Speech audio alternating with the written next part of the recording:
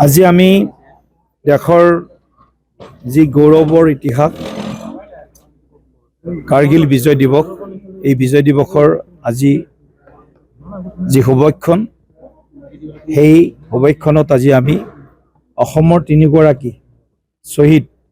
যিসকলে কাৰ্গিল যুদ্ধত সৰ্বোচ্চ বলিদান দিছিল সেই পৰিয়ালৰ সদস্যসকলক আমি বিশেষভাৱে আজি সম্বৰ্ধনা জ্ঞাপন কৰিছোঁ আৰু লগতে কটন কলেজৰ দুগৰাকী বিশেষ আমাৰ সকলোৱে জানো যে প্ৰবক্তা বা অধ্যাপক পান্নালাল গোস্বামী ডাঙৰীয়া আৰু ভট্টাচাৰ্য বাইদেউ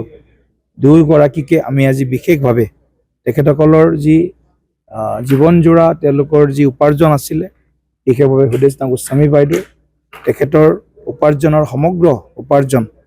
কুমাৰ ভাস্কৰ বৰ্মা সংস্কৃত আৰু পুৰাতন বিশ্ববিদ্যালয় নলবাৰীলৈ আগবঢ়ালে তাৰ কাৰণে তেখেতসকলকো আমি আজি বিশেষভাৱে সম্ভাষণ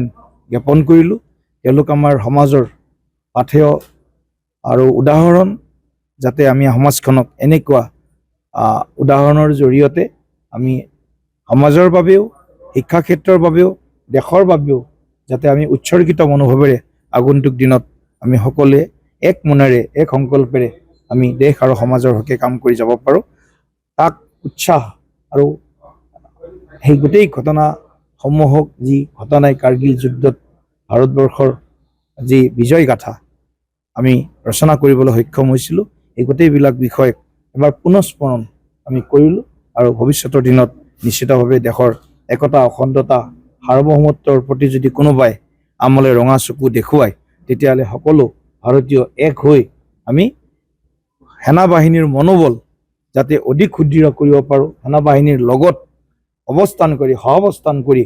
চলিডাৰিটি শ্ব' কৰি আমি দেশৰ একতা অখণ্ডতাৰ কাৰণে সকলো এক হৈ যাতে থাকিব পাৰোঁ তাৰ কাৰণেও আজিৰ কাৰ্গিল বিজয় দিৱসৰ যি অনুষ্ঠান এই অনুষ্ঠানে আমাক একত্ৰিত হোৱাৰ এটি সুযোগ প্ৰদান কৰিছে।